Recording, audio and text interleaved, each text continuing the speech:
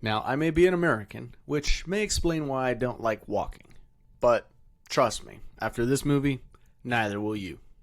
Welcome back, horror fans. I'm Leo, and Bootube Breakdowns is here to save your scary movie night. Right off the bat, Possum scores a 1.4 out of 10, landing it solidly in our Trash O Lantern category. But here's the thing. I've already had to walk and stare at a bunch of B-roll for an ungodly amount of time just to get to the score. And in a few minutes, I'll show you exactly why this film earned its rating.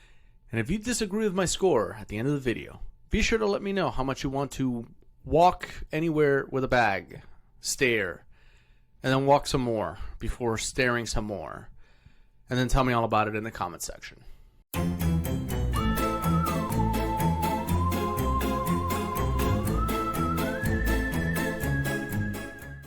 Possum isn't so much a horror movie as it's a slow, deliberate wade into one man's private hell.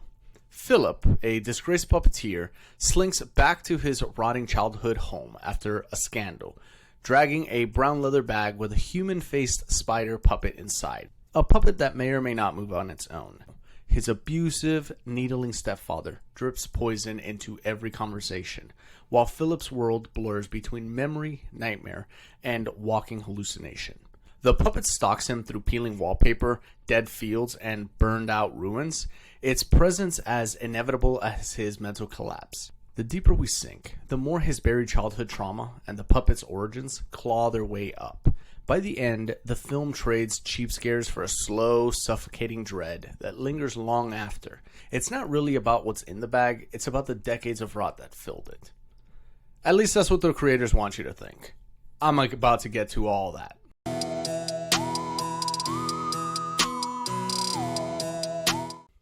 Whoever decided that horror needs to live up to the expectations of the art house people is an idiot. Possum could have been subtitled The Walking and the Staring. Philip, our lead, walks and stares at a house. Then he walks and stares at a yard. Then the woods.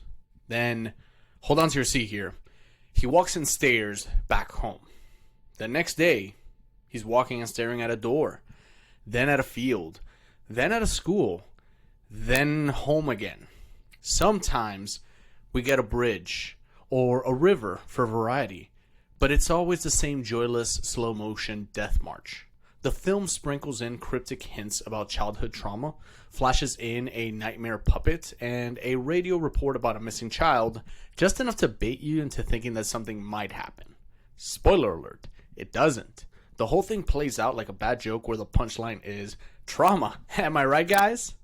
Story quality, very generous, 1 out of 10.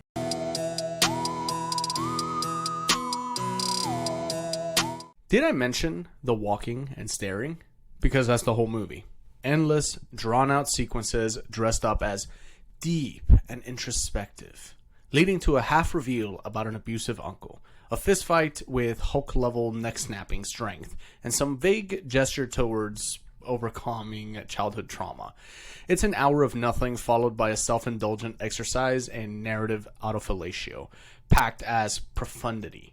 The school scene, completely pointless. Philip shows up, asks for a teacher, and leaves. Then we get that ending. Clunky, contrived, and pure dog shit. The film crawls towards nowhere and tries to cash out with a theater kid's idea of a brutal finale. Pacing gets a 0 out of 10.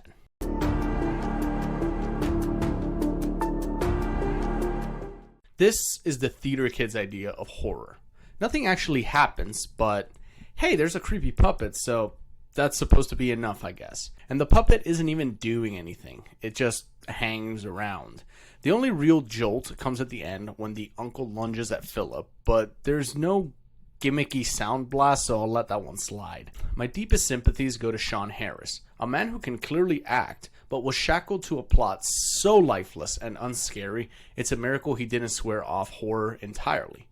In fact, I checked. He did another horror movie a year later. It tanked too, and he hasn't touched the genre since. Fear Factor gets a 2 out of 10.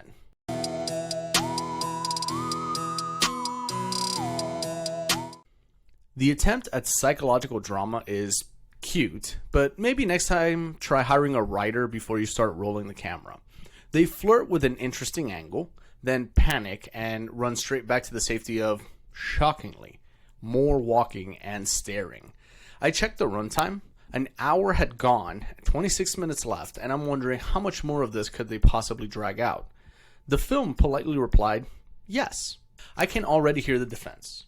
It's layered, it's deeper, it's about the broader social context. No, it's about pretending that bad pacing is profound because you've got nothing else. The only thing with an ounce of intrigue was the spider puppet, and they treated it like a prop in storage. Final score, 2 out of 10.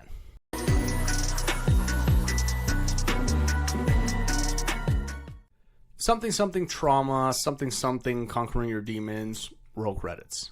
That's the blueprint. We got a creepy, maybe pedo, uncle twist, a fistfight, a neck snap, and because the movie loves convenience, the missing kid that was vaguely mentioned twice is magically stuffed in a suitcase right where the fight happens. The main guy frees him, then he goes outside to, wait for it, walk and stare at one last thing, one last time, before cut to black. 2 points total. One for finally ending, and one for the surprise fight. So that's Bootube Breakdowns' take on Possum. Averaging our scores gives this movie a 1.4 out of 10, which places it in our Trash O Lantern category. Do you agree with my rating? Scream your score in the comments and tell me what horror flick I should gut next. If this helps save your spooky vibes, smash that like, share with your horror crew, hit that notification bell, and subscribe to Bootube Breakdowns for more killer verdicts. Keep it creepy, and I'll haunt you in the next review.